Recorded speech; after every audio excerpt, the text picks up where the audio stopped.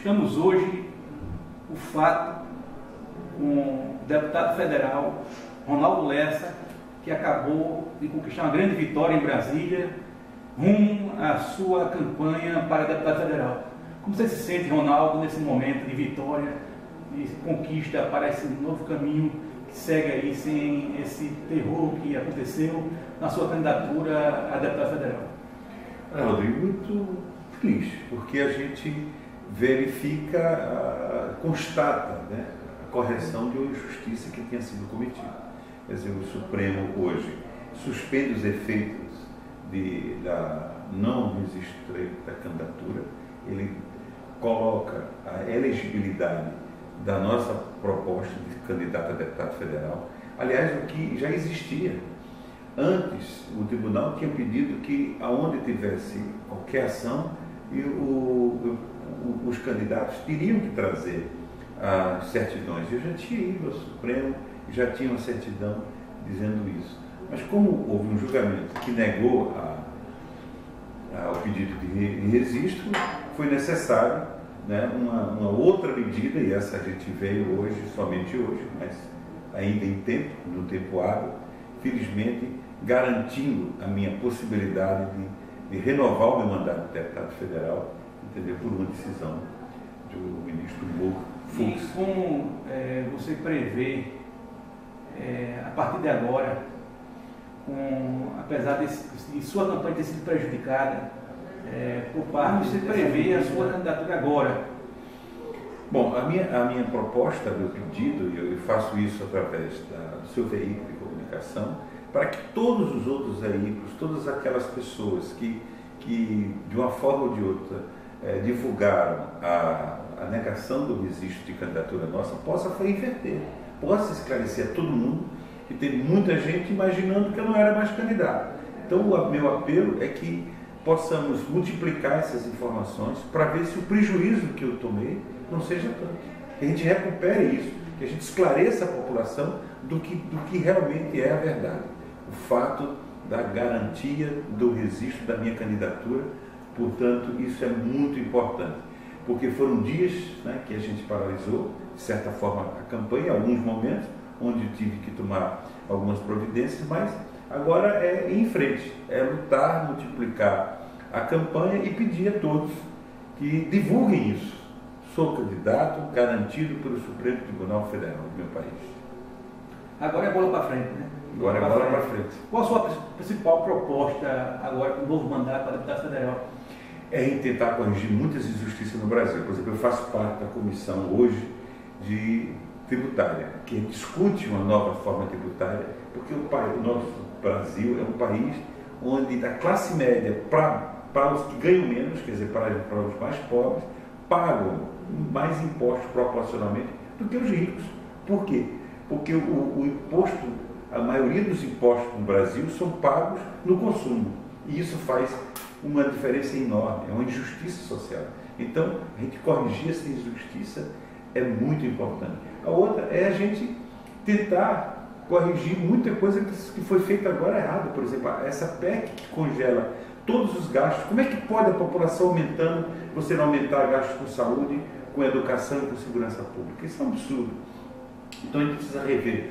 Rever, por exemplo, aqueles pontos da reforma trabalhista que fragilizaram o trabalhador. É preciso que a gente modernize a nossa legislação, mas protegendo o trabalhador, porque é a parte mais fraca dentro do capital e do trabalho.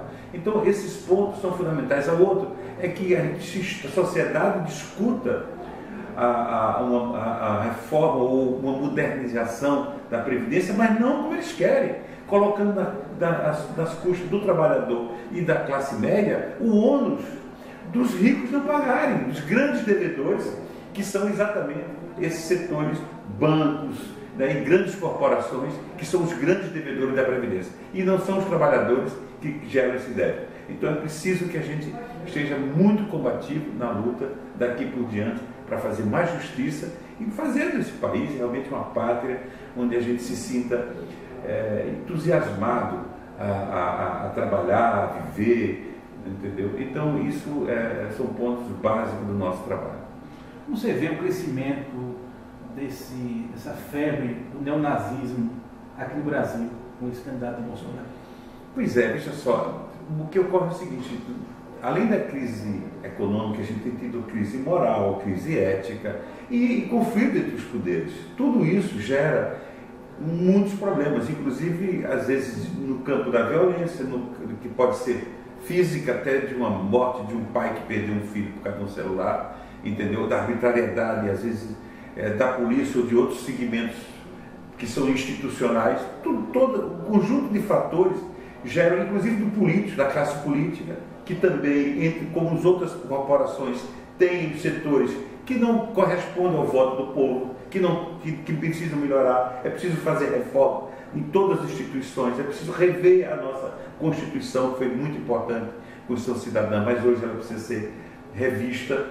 Então, o que ocorre? Está havendo todas essas insatisfações, está havendo uma intolerância, né? E muitas vezes até se refletindo o que está ocorrendo no mundo, uma direitização. Você pode olhar para a Europa, está havendo uma seção, por exemplo, dos neonazistas, essas coisas todas, e acha-se que a solução é a violência, quando na verdade não é. A violência só gera violência, não é esse o caminho. Quer dizer, são pessoas que estão insatisfeitas, mas que estão buscando a solução por caminhos equivocados. Não é esse o caminho que se trata. O caminho do Estado da paz, o Estado social, o Estado que protege o cidadão, esse é que é o caminho, e não o dente por dente, olho por olho. Isso é um equívoco, e eu espero que esse país, que foi formado de tantas etnias, do índio, do negro, da África, dos italianos, dos portugueses, depois dos chineses, dos japoneses, colônias de todo mundo, dos polacos, que a gente recebeu tão bem, que não somos xenófobos, pelo contrário, nós somos um conjunto desse povo todo, que o turismo cresce, que a gente sabe receber, não pode permitir que o fascismo, que a violência seja, vamos dizer, o caminho do Brasil. Em uma de suas entrevistas, Bolsonaro diz que a primeira coisa que iria fazer como presidente da República é fechar o Congresso Nacional e matar 30 mil pessoas. Como você vê, como você sempre foi um defensor da democracia, esteve presente na luta contra a ditadura militar, como você vê essas posições por parte do Bolsonaro? Isso é uma loucura. Primeiro é o seguinte, todo o caminho é pela democracia. As experiências que temos no passado da ditadura, seja ela de que cor for, não resolve. A ditadura não resolve. A gente tem que politizar o povo e o povo. Quer dizer, como diz a Constituição, o poder emana do povo e em seu nome tem que ser exercido. Ali é que é o caminho. O ruim, se o Congresso é ruim, pior é ser o Congresso. Tá certo? O que a gente tem que fazer é que todas as instituições possam corrigir os seus erros e a gente aprimorar. Muito menos matar a gente. Não se tem solução. Nunca foi. Entendeu? A gente viu nos outros países, já tivemos no país, no passado também conflitos internos, não resolve a questão, né? O caminho é outro, o caminho é do diálogo, o caminho é da democracia, a gente tem que radicalizar isso. Quer dizer, foi muito infeliz se ele deu essa declaração, né? Ou pelo menos já foi publicado, você está dizendo que foi adotado com ele, isso não ajuda em nada, e acho que se repetir, se as pessoas souberem, muita gente que diz que vai votar nele é porque não sabe também, que ele desse um jeito, porque se tiver clareza, se ele repetir isso hoje, nesse embate que está tendo, como eu tenho visto alguns embates, efetivamente ele cai muito, né? Nem no segundo turno, ele diminui no primeiro turno. Nesse momento histórico que passa o Brasil, num momento de transição, de vários fatores em relação à questão da ética na política, da ética na política, da probidade administrativa, você que passou pelo governo do Estado, né, um grande governo, isso os alagoanos reconhecem, né, como você vê em relação ao governo Temer, em relação a essas perdas dos trabalhadores, em relação ao Congresso Nacional, com a atuação de Temer juntos com os congressistas, na perda de direitos trabalhistas e outras questões populares? O governo Temer entrou num golpe, né? Você pode usar a palavra que quiser, golpe parlamentar, isso, aquilo, mas se o fato da presidente que perdeu o mandato e não tirar os direitos políticos dela, como é que ela cometeu o crime? Entendeu? Imagina você perder o cargo, né? E depois você está elegível como ela está hoje. Então isso mostra que aquilo foi um pacto das elites para derrubá-la. E o Congresso fez parte, o Congresso fez isso com os principais partidos do país. Então o Temer entrou sem nenhum compromisso com a sociedade. Então está no governo servindo muito mais a tentar vender a Embraer, tentar vender as empresas de saneamento do país, tentar vender a Eletrobras, quer dizer, fazer com que ele, com o discurso da privatização, ele está fazendo com que o país perca seus ativos para países estrangeiros. Isso é um absurdo. Sim, além da própria desqualificação, como você disse, do trabalhador. Isso ele tem sido dos engenheiros. Por exemplo, a gente tem perdido muito com isso. Não somos só nós. A pesquisa no Brasil tem perdido porque ele não está investido nisso. E a PEC que ele coloca, que impede o acréscimo, também faz com que a sociedade perca, porque não há possibilidade de aumentar a população e você não aumentar os gastos. Quer dizer, o governo Temer é uma coisa absurda, e o povo está respondendo desse jeito, né? Soube que a última pesquisa foi a pior de todas que ele já teve até hoje, o que mostra que ele não representa os interesses da sociedade. Tentou fazer a reforma a lei da trabalhista, que tirou direitos elementares do trabalhador. Ele tentou fazer a da Previdência, não passou porque era ano eleitoral.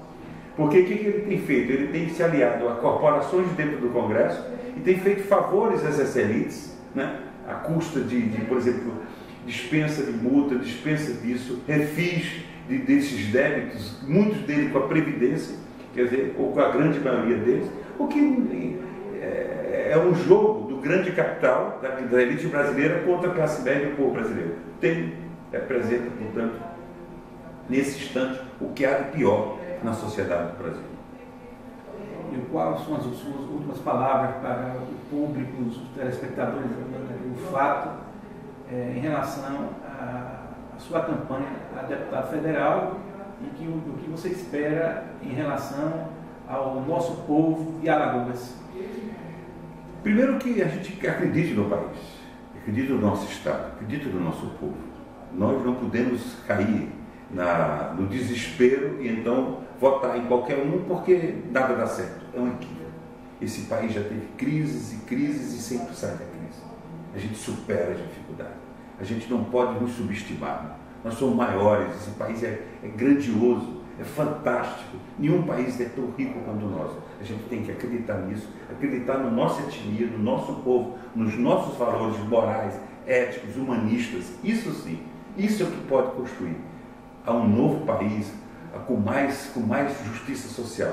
E é isso que a gente faz. A gente vai fazer a mudança desse país nas eleições, com democracia, votando, dando importância ao voto do estadual, ao voto do federal, ao voto do senador. É muito importante que o povo faça isso. E o presidente da República, claro, sobretudo o presidente da República. Eu estou colocando porque, às vezes, a gente tem rigor maior na escolha de algum cargo e menos importância na opção de outros cargos, porque acha que não influi. É um equívoco. Se o presidente é importante, o Congresso é fundamental.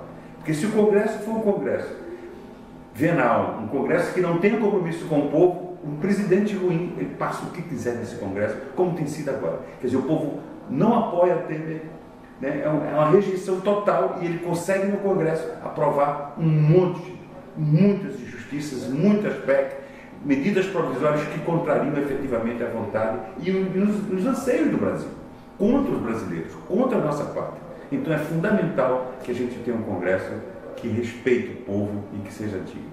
Bom voto, grande democracia. E vocês, queria parabenizá-los, porque vocês fazem um trabalho importantíssimo, dando esse espaço, fazendo essa democracia, esse debate, né, dando oportunidade a muita gente a dizer, é esse o caminho é do debate, é do diálogo. Para encerrar nossa entrevista, qual a obra do seu governo que mais lhe emociona até hoje? Olha, o conjunto da ópera foi toda a atenção que eu dei para a educação, porque acho que a educação que liberta. Agora, como realizações de construção, o aeroporto e o centro de convenções, e no campo que não é obra, não é do engenheiro, foi a luta contra a mortalidade infantil, pela vida, tá entendendo? Que são valores fundamentais, e o outro foi a luta pelos direitos da minoria. né? Nós criamos essa secretaria, nós tratamos de quilombola, nós tratamos de índio, nós fizemos com que as pessoas, chamadas minorias, elas pudessem existir no nosso governo. E só assim a gente pode realmente dizer que trabalhou para o povo. É isso aí, meu irmão. Obrigado.